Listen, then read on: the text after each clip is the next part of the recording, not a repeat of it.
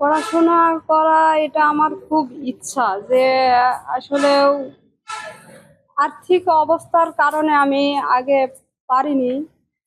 এখন দেখি, চেষ্টা করি যে কিছু করা যায় নাকি, এরকম একটা।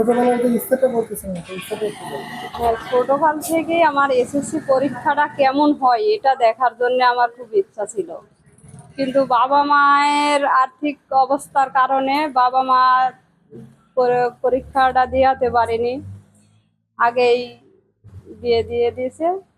এখন সাংসারিকের অবস্থা, ছেলে মেয়ে মানুষ করতে গিয়ে পারিনি, তো এখন এটা চেষ্টা করলাম। এর আগে আসলে কতদূর পর্যন্ত পড়াশোনা করছিলেন, বা আসলে আবার নতুন করে ভর্তি হওয়ার ইচ্ছাটা থাকলো না? ক্লাস 6 থেকে বাদ ছিল, আর নতুন করে ইচ্ছাটা আমার ছোটকালকারই। আমার খুব ভালো লাগছে। আমি আর আমার আম্মু এসএসসি পরীক্ষা দিচ্ছি। আমি আপনাদের কাছে দোয়া চাই, 2 মেয়ে যেন পাশ করতে পারি। আমরা আমরা 2 মেয়ে একসাথে আসি ক্লাসে, আমাদের হলো একসাথে হলো সিট পড়েছে একই রুমে। সে ছেলের সঙ্গে এই বয়সে এসএসসি পরীক্ষা দিচ্ছে, এটাকে তাকে ধন্যবাদ দিতে হয়।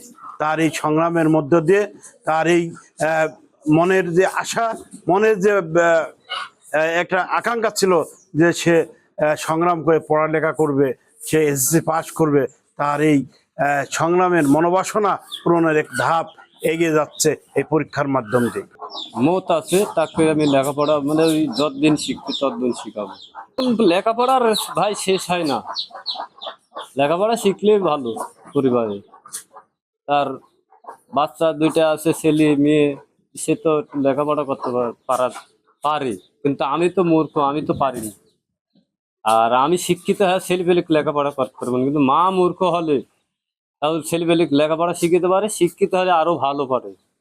আমি এই যে ভ্যান চালাই, এই লোকের গরু বরকি সদাভাগিলি পুষি বেশি কিনে যদি লাভ হয় ওটি আমার সংসারে দিতে হয়, ছেলে মেয়ে পড়াতে হয়, এইভাবেই চলে ভাই। আমার এই সয় সম্পত্তি নাই, আমার শরীরই আমার সম্পদ।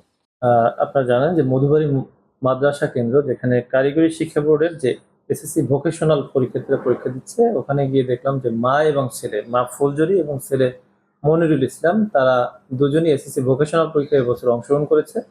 তো এটা আসলে আমাকে উৎসাহিত করেছে, যেহেতু মা উনি 2000 সালে পরীক্ষার্থী ছিলেন, এসএসসি পরীক্ষার্থী, কিন্তু দীর্ঘ 26 বছর পরে তিনি আবার সেই এসএসসি পরীক্ষা দিচ্ছেন, তাও ছেলের সাথে।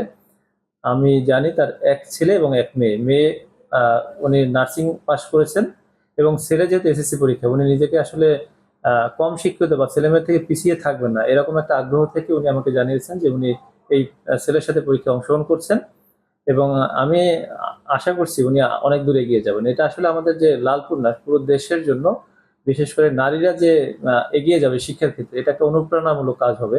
কারণ এটা অন্যদের অনুপ্রাণিত করবে যে আসলে শিক্ষার কোনো বয়স নেই, কোনো নির্দিষ্ট বয়সের মধ্যে থেমে থাকা যাবে না। এরা আমাদেরকে বয়স পেরিয়েও যে শিক্ষা অর্জন করতে হবে, যে কোনো বয়সের মানুষই সে যে কোনো সময় শিক্ষিত হওয়ার জন্য পদক্ষেপ নিতে পারে। এটা আমাদের যে বয়স্ক শিক্ষাকে অনুপ্রাণিত করবে, যারা এখন কম বয়স্ক আছে তাদেরকে উৎসাহিত করবে।